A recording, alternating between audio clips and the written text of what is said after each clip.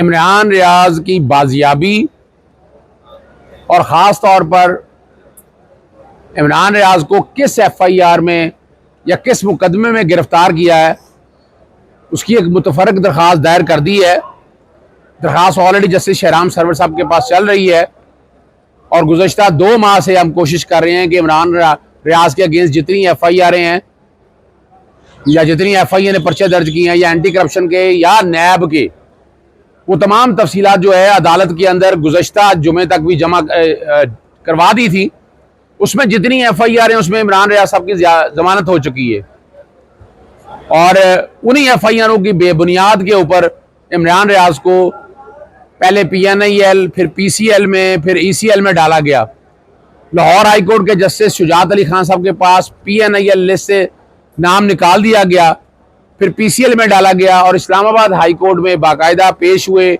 वहाँ मैंने भी श्योरिटी दी कि इमरान रियाज पाकिस्तान आएगा, फिर एफिडेविट दाखिल किया गया और इस्लामाबाद हाई कोर्ट ने इमरान रियाज को मुल्क से बाहर हज करने की जाने की इजाज़त दे दी और 8 जुलाई तारीख रखी। रात आप सब लोगों ने देख लिया, कैमरे की आंख ने देख लिया। इमरान रियाज साहब को एयरपोर्ट पे छोड़ने के लिए गए, हज पे जा रहे थे, नियत के साथ जा रहे थे। पहले एयरपोर्ट से पहले हदूद में गिरफ्तार करने की कोशिश की गई, बताया गया कि आप कौन हैं और मामला एयरपोर्ट की हदूद तक ले जाया गया। एयरपोर्ट की हदूद के करीब पूछा गया उनसे कि आप नैब से हैं, FIA से हैं, एंटी करप्शन से हैं, कहाँ से हैं और किस मुकदमे में इमरान रियाज की गिरफ्तारी मतलूब है। वहाँ आपने देखा तशद्दुद किया गया, मेरे गार्डों के ऊपर तशद्दुद किया गया, मेरी गाड़ी को तोड़ा गया, बाद में मेरे ड्राइवर का फ़ोन छीन लिया गया और वहाँ पर लोगों जब मौजूद मौके पर रिकॉर्डिंग कर रहे थे। सवाल बड़ा वाज़ेह है, IG साहब से सवाल है कि पुलिस जब गिरफ्तार करने आई है तो यूनिफॉर्म में आ जाती ना, कोई दहशतगर्द को गिरफ्तार करने तो नहीं आए ना आप। और आप लोगों ने नकाब क्यों चढ़ाए हुए हैं? नकाब के बगैर कोई प्रॉब्लम है, कोई पहचान जाता है?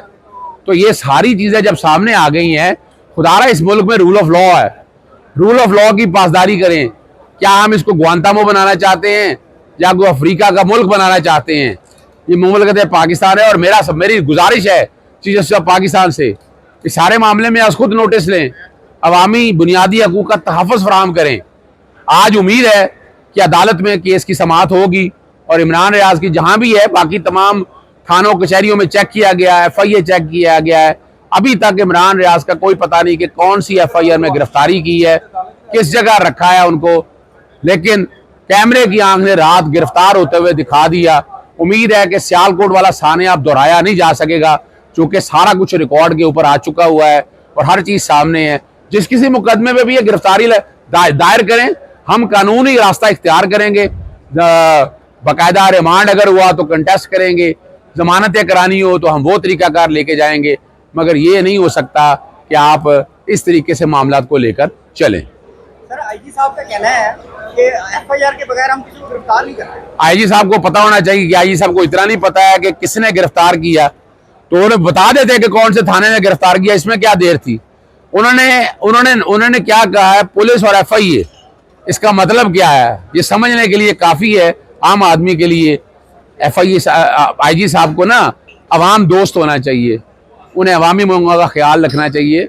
बिल्कुल जो दहशतगर्द हैं, जो चोर हैं, उचक्के हैं, जो कातिल हैं, उनके साथ ये ट्रूड आप सलूक रवा रखे वाले, वैसे तो उनके साथ भी ये सलूक रवा नहीं रखा जा सकता। कानून की हुक्मरानी होने दें इस मुल्क के अंदर, कानून की हुक्मरानी होगी, यह मुल्क आगे जाएगा।